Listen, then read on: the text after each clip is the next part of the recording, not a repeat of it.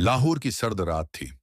हवा में अजीब सा सुकून था, जैसे शहर खुद किसी बड़े तूफान का इंतजार कर रहा हो।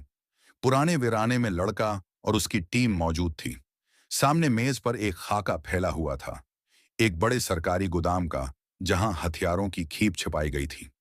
लड़के ने सबकी तरफ देखा और कहा, यह हमारा पहला बड़ा मिशन है। अगर हम कामयाब हो गए तो दुनिया जानेगी कि हम सिर्फ साये नहीं, रोशनी हैं। मकीनक ने सवाल किया, लेकिन वहां फौजी हैं, कैमरों की निगरानी है, हम 5 लोग ये सब कैसे करेंगे? लड़का मुस्कुराया। इसकी आंखों में आतिमाद की रोशनी झलकी। हमें दुश्मन की ताकत से नहीं, अपनी खामोशी से जीतना है। जो नजर ना आए वही सबसे खतरनाक होता है। आधी रात गोदाम के बाहर सन्नाटा था।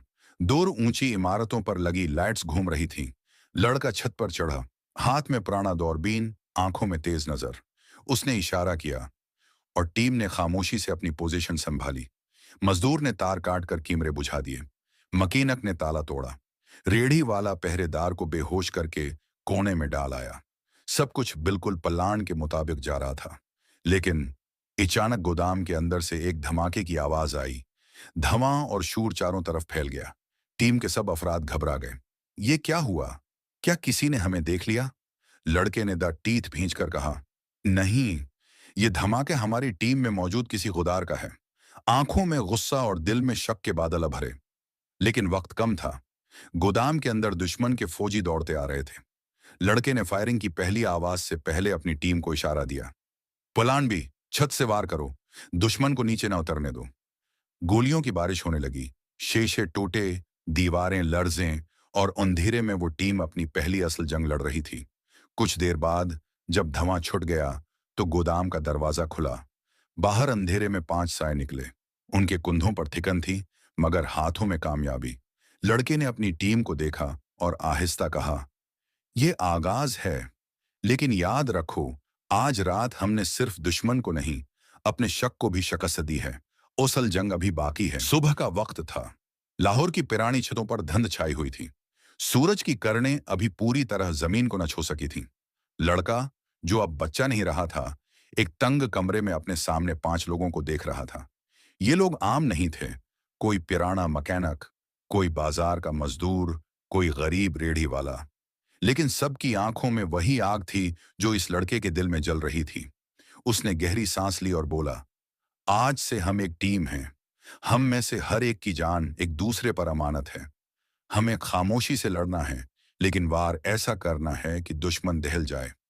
सबने सिर झुकाकर हामी भर ली। यूं उसकी पहली टीम ने जन्म लिया। रात को सब एक खाली वीरान फैक्ट्री में जमा हुए। फर्श पर बिछे पुराने कागजों पर हथियार रखे थे।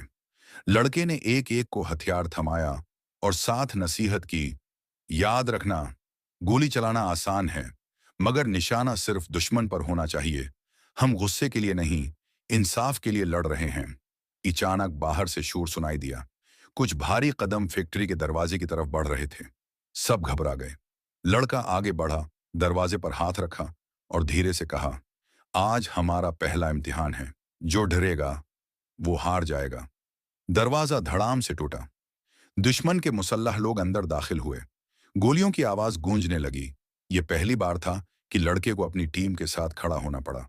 उसने कमाल के सुकून से हथियार उठाया और अपने साथियों को इशारा दिया, निशाना कमजोर पे करो, हमें वक्त जीतना है।